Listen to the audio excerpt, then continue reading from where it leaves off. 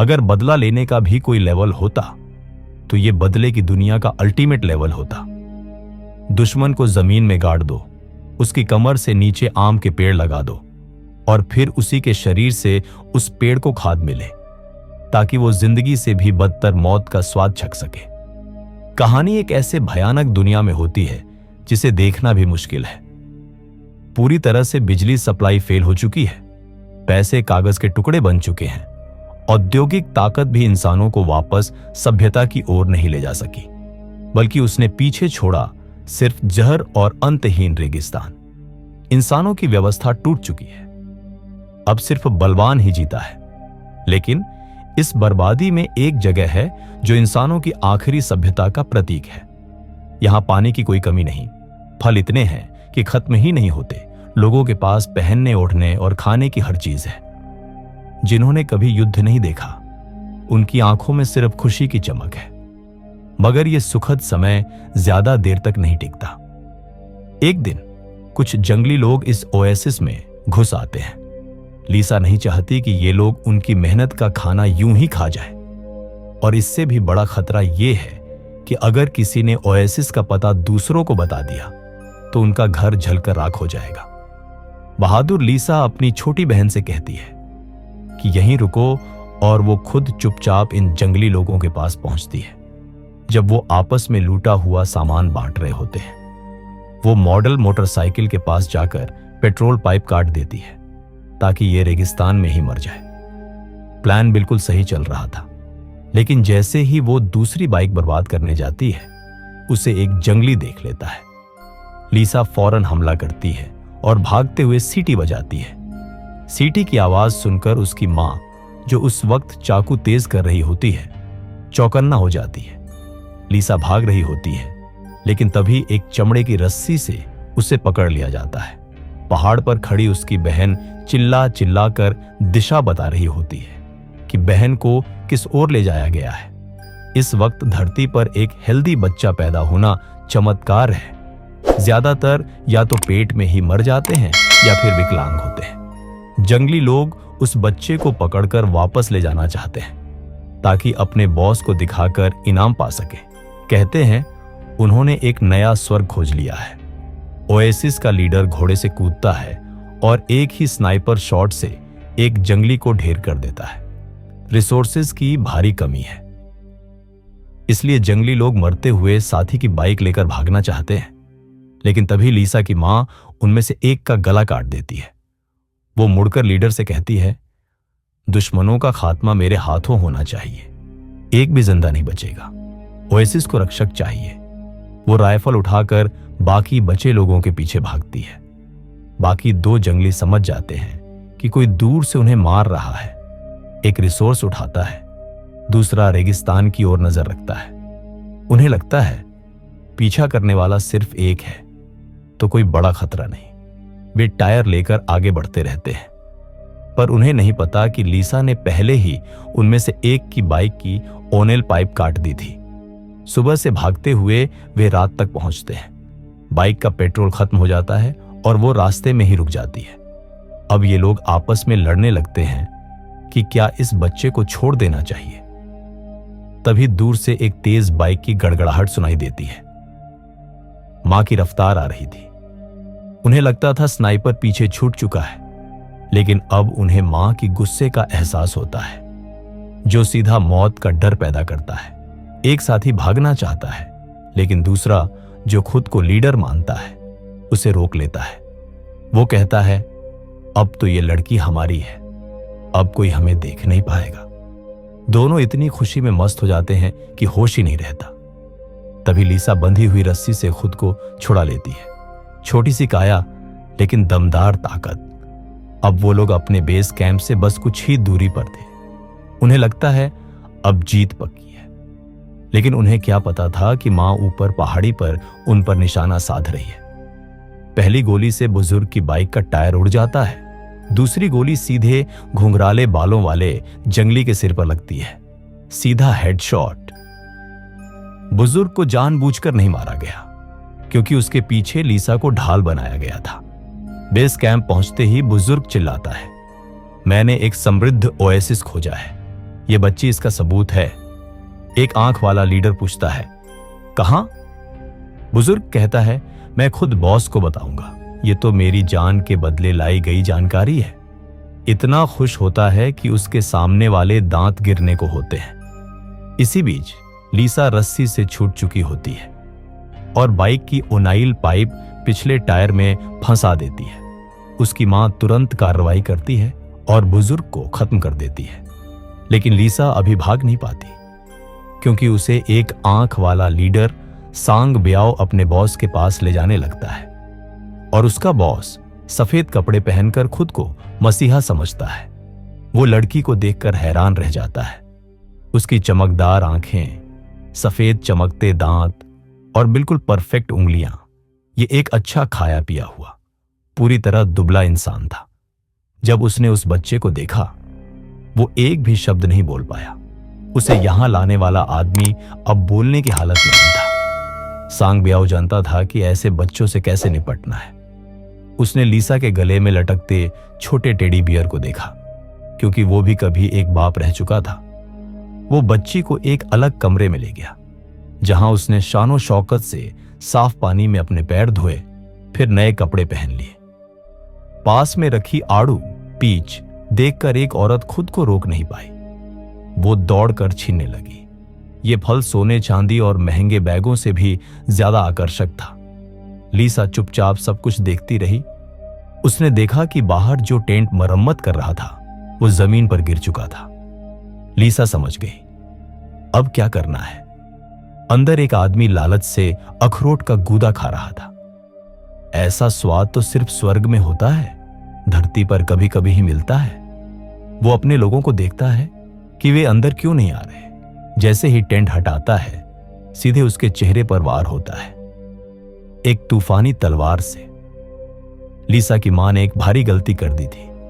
यहां रहम नहीं दिखाना चाहिए था, भले ही सामने वाली भी एक मां ही क्यों ना हो। जब उस औरत ने मां से रहम की भीख मांगी, तो मां ने उसे मारने के बजाय आड़ू से भरा डिब्बा उठाया और लीसा को लेकर भाग गई। लेकिन उस औरत ने जाकर गद्दारी कर दी। जैसे ही लीसा की मां ने पेट्रोल टैंक पर गोली मारी, उसमें विस्फोट हो गया। जलती हुई जैकेट उतार कर मां ने खुद को बचाया। रेत और हवा ने आग बुझा दी, लेकिन साथ ही उनकी व्हील चेयर को भी दूर उड़ा दिया। मां सोच रही थी कि अब दुश्मन उन्हें ढूंढ नहीं पाएंगे, मगर सांग ब्याओ के पास जंगली कुत्ते थे जो खून की बू से उनका पीछा कर सकते थे। खून के निशान और गंध के सहारे वे लगातार पीछा करते रहे। एक घाटी में मां ने आड़ू वाला डिब्बा बेटी को दिया और कहा, तुम पहले निकलो।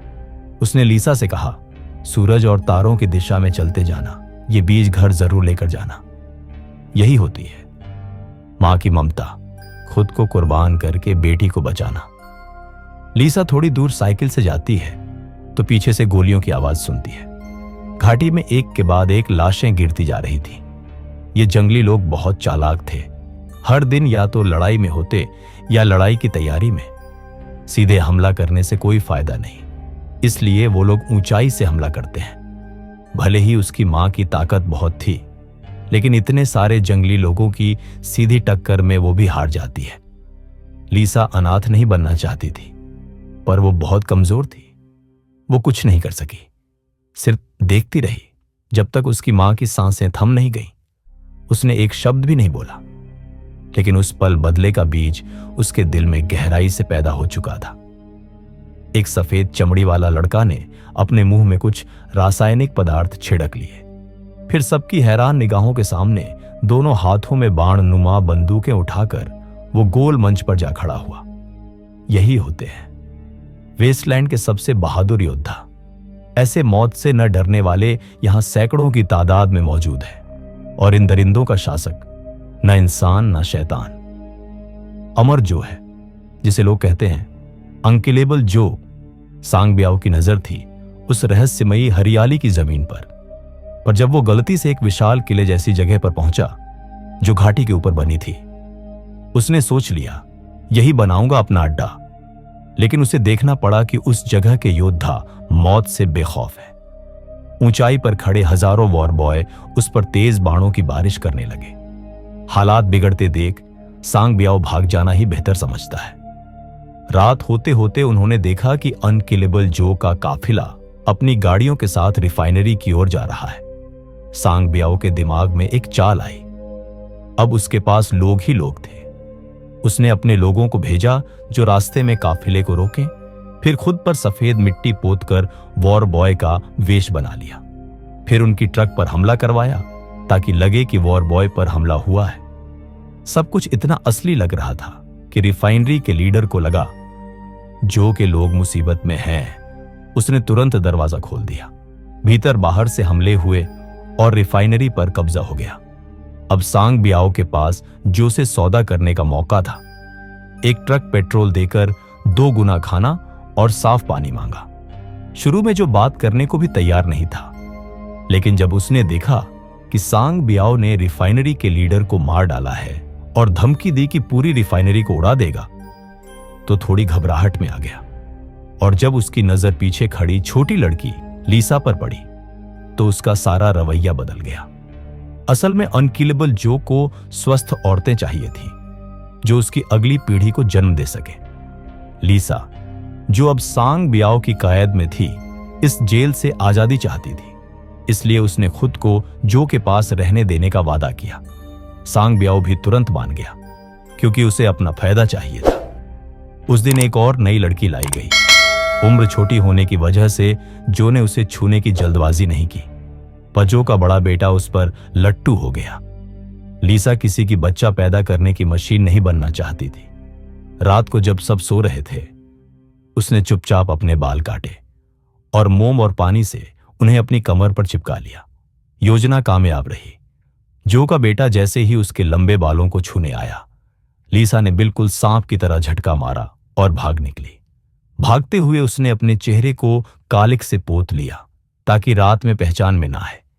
जब तक जो का बेटा बाहर निकला, लीसा गायब हो चुकी थी। इस दौर में एक इंसान कम या ज्यादा हो जाए, किसी को फर्क नहीं पड़ता। अनकिलेबल जो की टीम लगातार नए वॉर वाहन बना रही थी। पुराने जंग लगे हिस्सों से एक विशालकाय टैंक तैयार किया गया।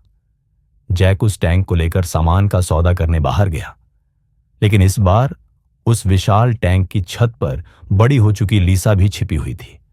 अभी कुछ ही दूर गए थे कि उनका काफिला लुटेरों के हमले में फंस गया। दुश्मनों के पास एरियल अटैक, ग्लाइडर और बारूद तक था। आखिर में केवल जैक और लीसा ही जिंदा बचे। अब लीसा ने जैक को धमकाना शुरू किया। लीसा की प्लानिंग थी गाड़ी चुराकर भागने की, लेकिन जैक ने अचानक गाड़ी को तेजी से रोका और एक जोरदार धक्का मारकर लीसा को गाड़ी से नीचे फेंक दिया। इस पल में लीसा बुरी तरह स्तब्ध रह गई। उसे समझ ही नहीं आया कि अब वो जाए तो कहां जाए। लेकिन कुछ ही देर में जैक फिर से गाड़ी मोड़कर लौट आया और उसे अपने साथ चलने की पेशकश की। उसने वादा किया, मैं तुझे सिखाऊंगा सड़क पर लड़ना। वक्त आने पर तेरे पास इस नर्क से निकलने की हर चीज होगी। मैं तुझे घर भी वापस पहुंचाऊंगा। यहीं से लीसा जैक की टीम का हिस्सा बन गई, एक रॉयल गार्ड यानी बख्तरबंद सिपाही। वो जैक के साथ मिलकर सामान की डिलीवरी और सौदों में हिस्सा लेने लगी। समय बीतने लगा, लेकिन जैक की रिफाइनरी का हाल अब बद से बदतर होता जा रहा था। भूख से बेहाल शरणार्थियों ने बगावत छेड़ दी और इस बार सौदे में कुछ भी हासिल नहीं हुआ।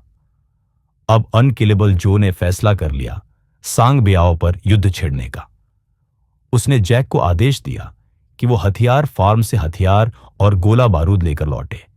इसी मिशन में लीसा के भागने का मौका था। सारी तैयारी करके जब वो दोबारा हथियार फार्म में घुसे तो वहां कोई भी नहीं था, सिर्फ एक कुत्ता था जिसके मुंह में किसी का कटा हुआ हाथ था। जैक को एकदम समझ आ गया ये तो सांग बियाओ का ट्रैप है, लेकिन जब तक चेतावनी देता देर हो चुकी थी। उसके साथ वाली सीट पर बैठा सैनिक मारा गया और छत पर तैनात सफेद वॉर बॉय भी एक एक करके ढेर हो गए। ठीक तभी जब फार्म का मुख्य दरवाजा बंद हो रहा था, लीसा अपनी गाड़ी निकालकर बाहर निकल गई। उसे याद था वो और जैक साथ में यहां से भागने वाले थे। जैक ने अपनी असॉल्ट गन उठाई, तेल के टैंकर को ढाल बनाकर गोलियों की बारिश शुरू कर दी। बाहर खड़ी लीसा ने हवाई दुश्मनों को खत्म किया। जैक की नजरें ठीक से काम नहीं कर रही थीं, तो लीसा ने एक छोटी सी खिड़की से सीधा दुश्मन के सिर पर निशाना साधा, एक ही गोली में साहब। दोनों की मजबूत तालमेल ने सारे गेट गार्ड्स को ढेर कर दिया। तभी पीछे से एक मोटरसाइकिल सवार तेजी से आया। लीसा ने पलटकर एकदम सटीक गोली मारी, लेकिन दुश्मन बहुत ज्यादा थे। जैक को गाड़ी में चढ़ना ही पड़ा। पीछे गाड़ी चलाते हुए उसने दुश्मनों को कुचल डाला और लीसा की जान बचा ली। लीसा भी तुरंत गाड़ी में कूदी और हॉर्न बजाकर इशारा दिया, जैक जल्दी भागो। लेकिन सामने जो दिखा वो था सैकड़ों दुश्मनों का हुजूम। अब सीधे भाग जाना नामुमकिन था। जैक ने आसमान में एक हरा सिग्नल फ्लेयर दागा इशारा किया, लीसा तू भाग जा, और फिर खुद दुश्मनों की ओर गाड़ी दौड़ा दी। सारा इलाका थर्रा उठा। जहां रे ठंडा गॉड का नाम चलता था, वहीं उसे एक स्नाइपर ने इतनी बुरी तरह दबोच लिया कि वो सिर तक नहीं उठा पाया। जैसे ही उसने पोजीशन चेक करने की कोशिश की, सीधा सिर पर गोली पड़ी। गेट के बाएं पहाड़ी किनारे पर छुपा था वो स्नाइपर। सांग ब्याओ का इस वीरान जमीन पर टिके रहना और बॉस बन जाना कोई मजाक नहीं था। उसने अपने आदमियों को मिसाइल भरने का आदेश दिया और कुछ को ढाल बनाने के लिए आगे कर दिया। लीसा जैसे ही रीलोड कर रही थी, सांग ब्याओ ने मिसाइल दाग दी। धुएं में छिपा लीसा का अंजाम अनजान था। जैक ने गाड़ी सीधे लोहे के खंभे से टकरा दी। लीसा जमीन में धंसी हुई निकली बाहर। जैक को मुसीबत में देखा, लेकिन बाइक से पहुंचना मुमकिन नहीं था। तभी जब गाड़ी एक गड्ढे में फंसने वाली थी, लीसा ने फ्लाइंग हुक फेंका और फुल स्पीड में जैक को खींच निकाला। जैक ने अपनी बांह पर टैटू में छिपा नक्शा देखा। 3 दिन पूरब की ओर चलना है। अगर वो खाई और नमक के मैदानों को पार कर ले तो रेत के टीलों से होते हुए सीधे ग्रीन ओएसिस पहुंचा जा सकता है। वहां एक शांत और सुकून भरी जिंदगी मिलेगी। लेकिन सांग ब्याओ बदला लिए बिना कैसे रुकता। वो पागल कुत्ते की तरह लोहे की छड़ें तोड़ता हुआ दौड़ा। अपने सैनिकों को लेकर पीछा करने लगा। 6 पहिए वाली जैक की गाड़ी तेज रफ्तार में पहाड़ी पार कर रही थी। मजबूत मोटर का गर्जन हवा में गूंज रहा था। जैक ने बाहर झुककर एक दुश्मन को शूट किया। लीसा ने रफ्तार के साथ रेत उड़ाकर सांग ब्याओ की नजरें धोखा देने की कोशिश की। अचानक गोलियों की बौछार शुरू हो गई। लीसा की बाईं बांह एक टायर से रगड़कर काट दी गई। दोनों घायल हो चुके थे। अब वो ऑफरोड गाड़ियों से मुकाबला नहीं कर सकते थे। सीधे उनकी गाड़ी पलटकर गड्ढे में जा गिरी। जैसे तैसे बचे दोनों अब इंसानों की तरह नहीं, जानवरों की तरह टॉर्चर होने लगे। लीसा को एक कार्ट की पिछली सीट पर लटका दिया गया। उसकी कटी बांह को ही उसकी बेड़ियां बना दी गई। जैक को दिन से रात तक जमीन पर घसीटा गया। जब सांग ब्याओ खेलकर थक गया और वापस लौटने लगा, उसने देखा लीसा गायब है। लोहे की जंजीर में अब सिर्फ एक मशीनी बांह बची थी। लीसा लौट चुकी थी किले में। उसने अपने लिए एक मैकेनिकल आर्म बनवाया। अब 40 दिन की वॉर ऑफ द वेस्टलैंड्स औपचारिक रूप से शुरू हो चुकी थी। आंख के बदले आंख, दांत के बदले दांत। लीसा ने अपने बाल मुड़वा लिए थे। अब वो सिर्फ एक चीज चाहती थी, बदला। उसने अपनी टूटी गाड़ी को छोड़कर एक नई फुल पावर वॉर टैंक ली। अब सांग ब्याओ की टीम में बस चंद एलिट वॉरियर्स बचे थे। तभी अचानक उनमें से एक लड़ाका ढेर हो गया। सांग ब्याओ ने पलटकर देखा, सामने उसकी दुश्मन खड़ी थी। उसने समझ लिया अब उसकी हालत नाजुक है। उसके सैनिकों ने बताया कि लीसा यहीं कहीं घात लगाकर बैठी है। लेकिन चालाक सांग ब्याओ ने 3 दिशाओं में अपनी टीम बांट दी। लीसा ने देखा अब उसका टारगेट सिर्फ सांग ब्याओ है। उसे छोड़े बिना वो शॉर्टकट से उसकी 3 पहिए वाली गाड़ी का पीछा करती है, 2 सिपाहियों को शूट करती है। लेकिन सांग ब्याओ तो एक बूढ़े का भेष था। वो भी रेत में दफन हो गया, कब्र भी नसीब नहीं हुई। अब सिर्फ 2 दुश्मन बचे थे। एक को पकड़ा गया, वो था जहर भरी आंखों वाला टाइगर। अब साफ था दूसरा ही असली सांग ब्याओ है। तेज हवाओं ने उसके कदमों के निशान छुपा दिए। अगली सुबह लीसा पानी पीने लगी, लेकिन महसूस हुआ कि बोतल के साथ छेड़छाड़ हुई है। तुरंत सतर्क होकर चारों ओर नजरें दौड़ाई। एक आवाज आई, तुमने मुझे ढूंढ लिया, तुम पागल हो। तुमने रात को मुझे खोज निकाला, इसका मतलब तुम वही चीज हो। सांग ब्याओ ने गन निकालकर फायर करना चाहा, लेकिन उसमें कोई गोली ही नहीं थी।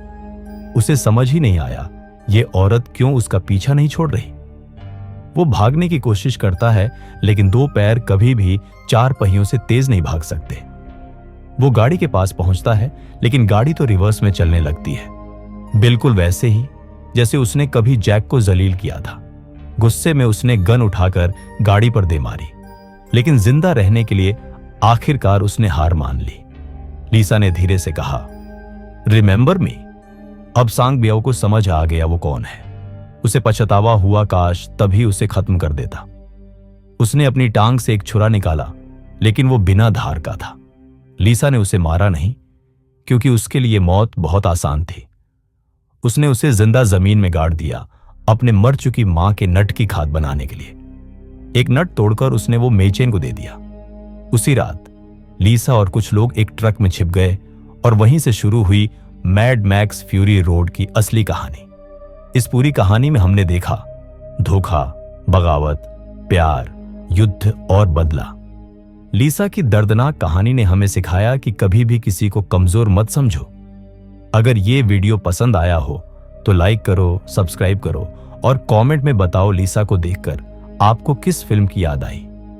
एआई फिल्म सवार पर अगली बार फिर मिलेंगे एक नई